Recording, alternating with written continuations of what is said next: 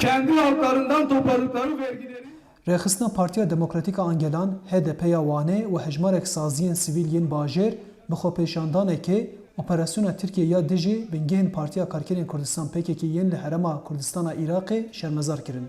Di daxuyaniya hevpar de hat diyarkirin ku şer tê wateya zêdetir kuştin, belangazî û qirîzan û ev li hember şer aşitî û li hember kuştinê jî jiyanê diparêzin.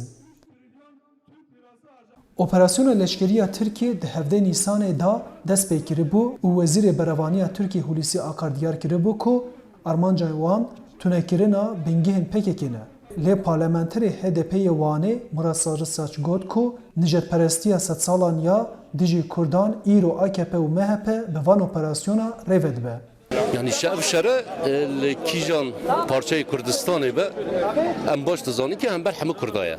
Ev ne polîtikaya heft salaya ne polîtikaya AKP MHP tine ev polîtikaya sed salan ya hember Kurdan da ya yê Kurd kirine çar parça yê Kurd ewqas qatliyaman da derbas kiri yani çawa Helepçê de qatliam çêbûn Enfalê de qatliam çêbûn ew zihniyet dewama wê zihniyetê ye yani Sarısaç dibêje ku Tirkiye şerê di navbera Rusya û Ukraynayê da bo xwe kiriye firsat û di nava vê aloziyê da bi êrişên pir mezin li hember axa Kurdistanê şer daye dest pê kirin.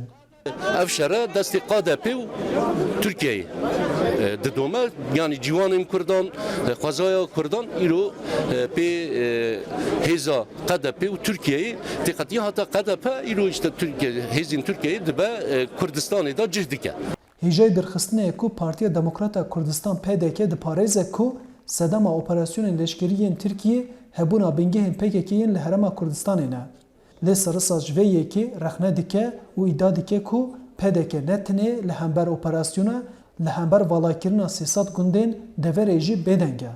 KDP ava bûye heyana çi dema bawerî hêza xwe neanî bawerî hêza Kurdan neanî her demekî girêdayê dewletên cida bû nêzî 300 gundan hatiye valakirin dema ew gundî dibêjin em ê biçin gundê xwe ew ê gava serlêdanê ji bo KDP dikin KDP dîrek Tirkiye nîşan de adres nîşat de. Li gor daxuyaniya Wezareta Berevaniya Tirkiye di operasyonên leşkerî da ku di hevdê Nîsanê da dest pê kiribû heta niha li Herêma Kurdistana Iraqê 57 gerîlayên PKK jiyana xwe ji destan e. PKK jî dibêje ku hêzên wan heta niha 218 leşkerên Tirkiye kuştine hevdê gerîlayên wan canê xwe ji destan e û her wiha têkiliyên wan bi du tûymên gerîlaya re qut bûye. Arif Aslan, Dengê Amerîka, Wan.